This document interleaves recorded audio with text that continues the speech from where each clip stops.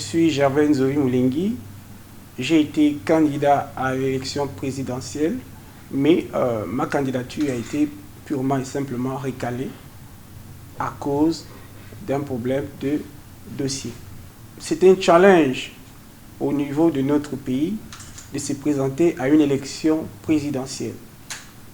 Il y a des rouages qui sont mis en branle pour pouvoir décourager les plus faibles financièrement. Je suis un personnel du secteur pétrolier. Étant absent de la ville, j'ai dû faire les pieds et les mains pour arriver à temps afin de monter mon dossier en 4 jours. Mais enfin, le problème d'argent s'est posé avec acuité et j'ai manqué de quelques 5 millions de francs CFA. Les autres candidats retenus, qu'à cela ne tienne, ils ont certainement des moyens financiers et ils ont eu la grâce parce que ce n'est pas facile de se présenter pour les quelques candidats qui n'ont pas des moyens, des gros moyens d'État.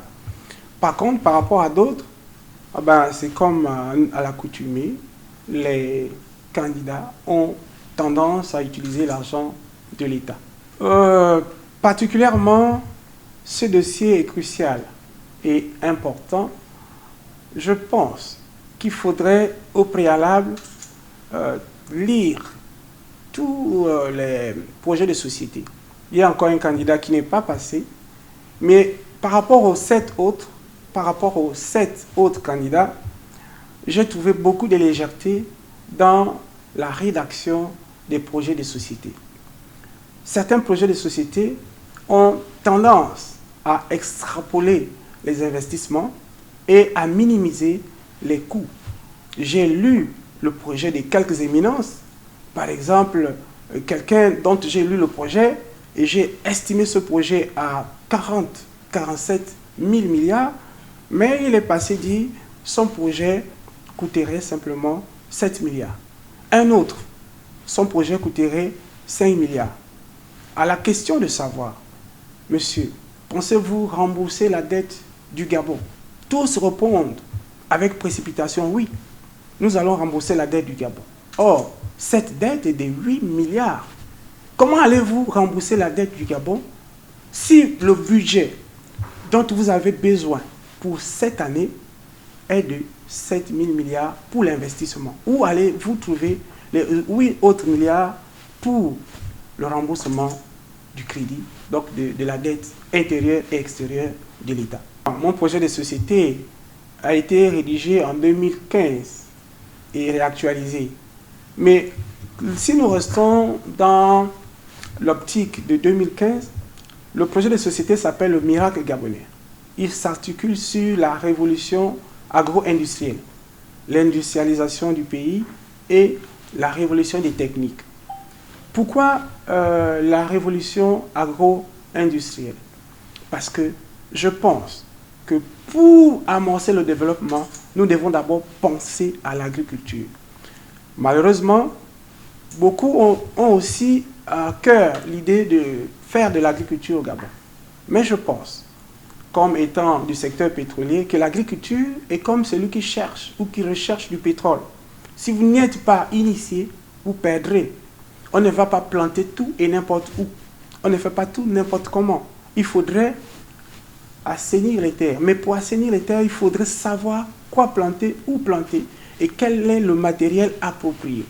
C'est pourquoi ce projet de société, qui a d'ailleurs été calqué et plagié dans les années 2016 par le président déchu, divise la République en 3 zones, 3 grandes zones. Et ces 3 grandes zones sont importantes pour l'agriculture. Les 3 grandes zones sont la zone nord, et la zone nord est constituée de l'estuaire et du Wellington. La zone nord-est, nord-est et sud-est, Otogoué, Ogoué-Lolo, Ogoué-Vindo. Ensuite, le sud, l'Angounié et la Nyanga. Pourquoi avoir subdivisé le pays en 3 grandes zones agricoles? Vous savez, notre pays a 85% de forêts. Il est composé de 85% de forêts. Mais les 15 autres sont constitués de quoi? de la mangrove, des marécages, des lacs, des lagunes. Le Goué maritime et le moyen Goué sont bondés d'eau. Si nous faisons de l'agriculture intensive dans ces zones, nous priverons les habitants, les ruraux, de la petite superficie qui leur resterait. Nous priverons aussi la faune, parce que les éléphants et les autres animaux ont besoin de la forêt. Merci pour cette question qui me tient beaucoup à cœur, parce que l'agriculture est le socle, pour ma part, de la révolution de tous les autres secteurs au niveau du Gabon. Mon projet de société est tissé. Il va du bout en bout et nous reconnaissons en ce projet de société qu'aucun autre projet ne peut avoir de succès sans passer par l'agriculture. Peut-être lors d'une émission prochaine, je pourrais rentrer dans les détails et démontrer que même pour aller vers les chemins de fer dédiés au fer de Belinga et de Mayumba, il faudrait aux alentours planter. Parce que nous n'allons pas faire seulement des minerais, mais il faudrait l'agriculture. Et cette agriculture-là devrait booster le reste des secteurs d'activité.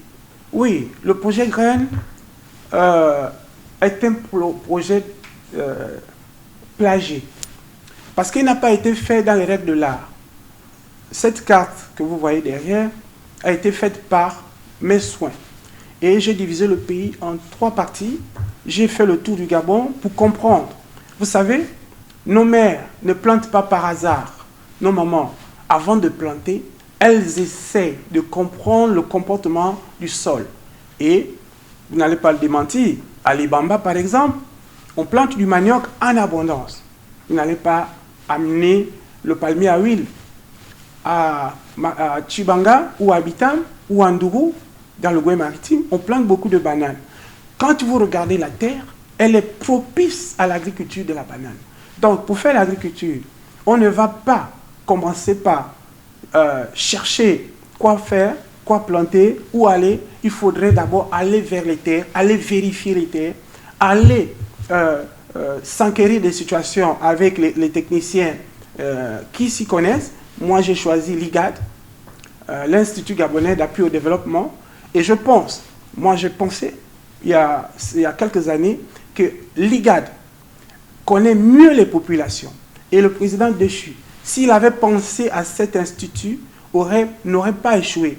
Parce que les cadres de l'IGAD sont en permanence avec les ruraux, connaissent les réalités du terrain, et à partir de ces gens-là, nous aurons pu changer des paradigmes, donc des paramètres par rapport au financement d'abord des ruraux, ensuite par rapport au financement des entreprises agricoles. Parce que pour faire l'agriculture, il faudrait faire une agriculture industrielle. Voilà un peu. Donc le projet Graines a échoué simplement parce qu'ils n'ont pas compris ce qu'il fallait faire. Ils ont commencé par acheter des machines. Et c'est d'ailleurs l'erreur qui se perpétue. En ce moment, plusieurs machines sont arrivées. Comment voulez-vous aller planter? Vous ne connaissez pas quoi planter, vous ne savez pas où aller, et vous prenez des machines pour lesquelles vous ne comprenez même pas les tenants et les aboutissants. D'entrée, je vous ai dit, l'agriculture est comme le pétrole. Si vous ne faites pas de prospection, vous allez puiser, aller planter un puits de pétrole dans la savane sans avoir des informations. Vous ne puiserez peut-être que de l'eau si vous avez de la chance. Sinon, rien du tout. C'est la même chose pour l'agriculture. Tout le monde veut se lancer dans l'agriculture sans jamais avoir essayé. C'est pourquoi nous sommes toujours restés sous-alimentés sur le plan agricole, parce que les dirigeants n'ont pas compris que pour lancer tous les autres secteurs d'activité, il faut que la population mange à sa faim. Il y a la sécurité des biens, des services. Il y a la sécurité des hommes. La sécurité des biens et des services, nous avons dans nos administrations des gens qui n'ont pas eu l'éducation qu'il fallait et qui passent le temps à dérober, détourner les fonds publics. C'est une sorte d'insécurité. Ils mettent les fonds publics à leur propre service et cela dénote de la stabilité du pays. Parce que en prenant de l'argent qu'on va injecter peut-être pour la CNAMGS dans sa propre poche, il y aura des personnes qui vont tomber malades et qui ne pourront pas se soigner. En prenant de l'argent de la SOL, il y aura des mamans, des fonctionnaires, des infirmiers, infirmières, enseignants qui vont manquer de salaire. Donc, cette insécurité-là, elle nécessite un mécanisme. J'y ai pensé. Il y a la sécurité des biens et des services. En ce moment, j'ai vu quelques casernes des sapeurs-pompiers. Effectivement, il faut multiplier les casernes des sapeurs-pompiers. Et moi, je disais, en dehors des casernes des 9 capitales provinciales, il fallait en ajouter à Mwanda, à Gamba, à Fugamu, à Lebamba, à Belinga et à Mayumba. Pourquoi Belinga? Parce que ce serait la future palme d'or du Gabon. Pourquoi Mayumba? Parce que Mayumba, c'est vraiment la merveille du Gabon. Il faudrait que nous, les politiques, ou ceux qui auront la chance d'y parvenir le 12, qu'ils pensent à cela. Donc la sécurité des biens, la sécurité des services, mais aussi la sécurité des citoyens. Comment faire pour arriver à une justice équitable?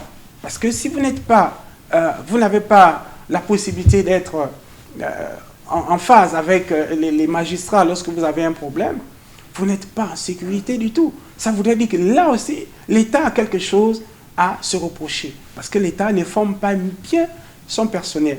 Qu'est-ce que moi j'aurais proposé? J'aurais proposé un service QHEC. Voilà. Je préfère que tout le monde m'écoute à ce niveau. Peut-être que celui qui prendra le pouvoir pourra copier cette idée ou alors m'inviter à discourir avec lui. Un service QHEC dans lequel tous les corps des métiers, médecins, retraités ou pas, mais ayant une forte expérience, infirmiers, professeurs, agrégés, avocats, magistrats, QHEC, officiers de police, officiers de gendarmerie, etc., etc., tous les corps des métiers. Nous devions penser à cela, faire un corps qui serait une sorte de police étatique, qui n'aura rien à voir. Elle ne va pas arrêter des gens, mais elle aura le rôle de contrôle. Imaginez, moi je suis dans le secteur pétrolier. Si vous n'y êtes pas habitué et vous venez faire un audit, ce n'est pas évident que vous trouverez des erreurs. Pourquoi? Parce que vous n'êtes pas nombreux et vous n'êtes pas habitués au service offshore ou onshore. Par contre, si mes anciens collaborateurs ou mes anciens responsables, mes anciens chefs de service arrivaient désormais par ce canal, ils viendraient m'auditer et ils comprendraient pourquoi dans un site pétrolier, il n'y a pas assez d'optimisation de la production. C'est la même chose par rapport à la sécurité des biens et des services par rapport aux magistrats. Les magistrats, certains magistrats, rendent mal la justice aux justiciables. Mais ce qui est vrai, si on pouvait exhumer certains dossiers, pour aller voir même un dossier qui a déjà été jugé, pour aller vérifier si vraiment ce dossier a bel et bien été jugé, les magistrats se mettraient à carreau. Je parle des magistrats. C'est la même chose pour les forces de police, les forces de défense. Dans la rue, ils se polluent. Il y en a qui se polluent. Il y a ceux qui font bien leur travail. Mais il y a des gens qui sont on va dire, qui sont escroqués. C'est le mot, permettez-le-moi. C'est des gens qui sont escroqués. Vous avez fait une infraction, c'est bien. Mais si le policier, au lieu de vous faire payer l'infraction, il vous fait faire ce qui s'appelle le quartier des business, alors là, nous sommes en phase d'injustice. L'injustice, ce n'est pas seulement le braqueur. Maintenant, en ce qui concerne les braqueurs, je vous assure, la première chose, c'est reconstruire les prisons. Mais pas la prison comme elle est faite en ce moment. J'avais pensé à Yetsu et à Dongila, de faire un collège pour les filles, un collège de redressement, de redressement des comportements à Dongila. Donc les enfants n'iraient pas forcément en prison, les enfants filles, parfois les enfants mineurs vont en prison avec les gangsters, les grands bandits, les bandits des grands chemins. Non, il faut penser la prison autrement. Un braqueur, une jeune fille qui a braqué, pourquoi elle va aller apprendre à braquer davantage à la prison centrale de Libreville ou de Port-Gentil? Mais elle peut aller dans un collège pour un redressement, apprendre un métier et au sortir de là, devrait travailler obligatoirement. Obligatoirement. Et la même chose pour les garçons à Yetsu. Donc, une sorte de prison-établissement, une sorte de prison-collège. Voyez-vous? Donc, pour les autres, normalement, un détenu ne doit pas être laissé pour compte. Un détenu doit être encadré. On doit comprendre pourquoi le monsieur a braqué, il a volé. Parfois, ce sont les orphelins. Parfois, ce sont des enfants qui n'ont rien à manger. Mais ils le font aussi de la même manière que le ministre ou le directeur général qui détourne les milliards. Mais le petit braqueur, on voit la paille qui est dans son œil. Mais le ministre, lui, qui a détourné 100 milliards, après, il a la promotion. Donc, le banditisme, il est partout. Et pour finir sur ce dossier, je dirais que le service QHSE aurait la possibilité de gérer un fichier national avec l'appui du Premier ministre. Donc, ce fichier consultable par la présidence de la République, par la primature et par les populations, mais par étage. C'est-à-dire que la population peut consulter. Moi, si je travaille à Secado, et si au niveau de Secado, il y a des dérives, en tant que gérant ou en tant qu'aide-gérant, je peux accéder au fichier et commencer à informer au QHSE qu'à notre niveau, il y a détournement, ou bien il y a braquage, ou il y a ceci, il y a cela. Cela permettrait aux bandits, le plus petit bandit, au plus bas niveau, d'être appréhendé, y compris le grand bandit au haut niveau. Donc le banditisme, l'insécurité ne concerne pas seulement celui qui vole ou dérobe un morceau de pain ou une boîte de sardines, mais surtout ceux-là même qui sont à même de donner l'éducation, donc les autorités. Je ne serai pas long. Je suis déçu de ce que ceux qui gouvernent en ce moment ont parlé de la restitution des institutions. Pardon, la restauration des institutions. Et nous sommes partis de fausseté en fausseté. Parce que ces institutions, si le peuple gabonais avait compris, on n'avait pas besoin de les restaurer. Parce que qui dit restauration, dit retour à la politique du président déchu. Il fallait les refonder. Il faudrait réfléchir. Et je pense que le prochain président va appeler certains pour réfléchir encore. Parce que rien n'est fait. La restitution ou la restauration, c'est vraiment c'est quelque chose d'aléatoire. Et je pense, pour mon électorat, d'être, pour ceux qui sont occupés, d'être chez eux, et ceux qui voudront aller voter, d'aller voter. S'ils ne voient pas ma photo, et s'ils sont dessus, qu'ils votent blanc. Voilà tout ce que je peux dire. Mais bonne chance, parce que les dés sont jetés d'avance. Bonne chance à ceux-là qui ont déjà pensé gagner. Mais le véritable gagnant dans cette élection, c'est le peuple gabonais. Si celui qui prendra le pouvoir le 12 pense que le véritable gagnant de cette élection, c'est le peuple, il va penser tendre la main à tous. Parce que ça ne sert à rien de faire des projets de société assez légers. Parce qu'il n'y a pas de budgétisation assez soutenue. On n'a pas réfléchi assez derrière ces projets de société. Donc du coup, je trouve tout ça aléatoire. C'est pourquoi je dis à mon électorat de voter blanc. Merci.